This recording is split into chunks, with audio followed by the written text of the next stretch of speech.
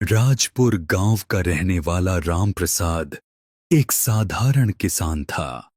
उसकी पत्नी शांता और दो बेटे सूरज और रोशन उसकी पूरी दुनिया थे।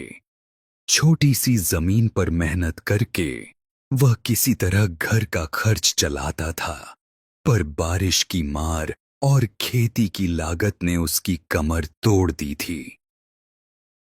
एक दिन खेत में थका हारा लौटते हुए राम प्रसाद बोला, शांता, अब तो खेती करना जैसे घाटे का सौदा लगने लगा है।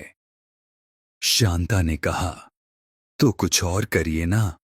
लोग अब डेयरी या मुर्गी पालन में हाथ आजमा रहे हैं।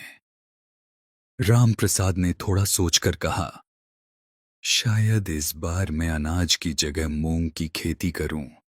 सुना है मंडी में दाम अच्छे चल रहे हैं।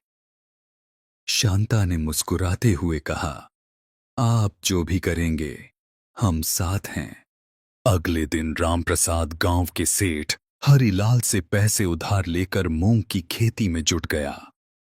महीनों मेहनत की, लेकिन जब फसल तैयार होने को थी तभी भारी बारिश ने सब चौपट कर दिया। फसल बर्बाद हो गई, खेत की मिट्टी तक बह गई। रामप्रसाद टूट गया। हे भगवान, अब यह कर्ज कैसे चुकाऊंगा? क्या यही मेरी किस्मत है? रात के सन्नाटे में वह अपनी सोती हुई पत्नी और बच्चों को देखकर बाहर निकल गया और नदी के किनारे जाकर अपनी जान दे दी। सुबह जब शांता ने राम प्रसाद को घर में नहीं पाया तो हाहाकार मच गया। गांव के लोगों ने बताया, नदी के पास उसकी लाश मिली है। शांता फूट फूट कर रोने लगी, क्यों छोड़ गए हमें अकेला? अब कैसे जीऊंगी? राम प्रसाद की मौत के बाद शांता की जिंदगी एक संघर्ष बन गई। वह दूसरों के घरों में काम करने लगी, कपड़े धोती, बर्तन मांजती, ताकि अपने दोनों बेटों को पाल सके। समय बीतता गया, सूरज और रोशन बड़े होने लगे। दोनों अपनी मां के साथ खेतों में काम करने में हाथ बंटाने लगे।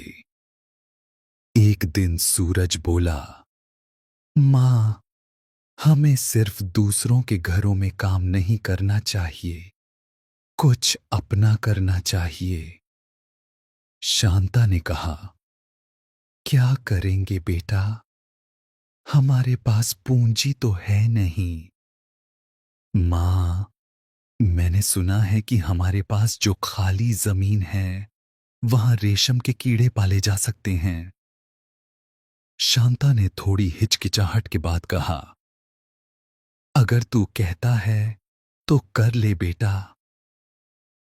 दोनों भाइयों ने गांव से उधार लेकर रेशम पालन शुरू किया। पहले कुछ हफ्ते सब अच्छा चला, लेकिन फिर एक दिन तेज आंधी आई और उनका पूरा सेटअप उड़ गया। लाखों का नुकसान हो गया।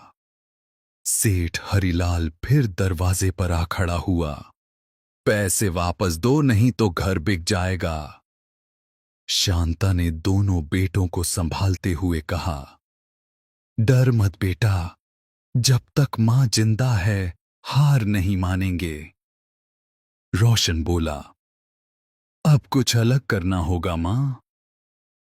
इसी दौरान गांव में एक स्कूल बना, जहां शहर से एक नई टीचर आईं, रीना मैम। वह गांव के बच्चों को पढ़ाने के साथ साथ उन्हें नए रोजगार के तरीके भी सिखाती थीं। एक दिन सूरज उनसे बोला, मैम, हम कुछ नया करना चाहते हैं, पर हमारे पास साधन नहीं हैं। रीना मुस्कुराई, साधन नहीं, सोच चाहिए। तुम्हारे पास मिट्टी है, मेहनत है, वही तुम्हारी पूंजी है। उनकी बात सूरज के दिल को छू गई।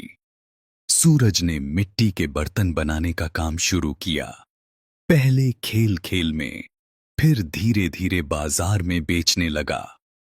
रोशन उसे रंगाई और डिजाइन में मदद करने लगा।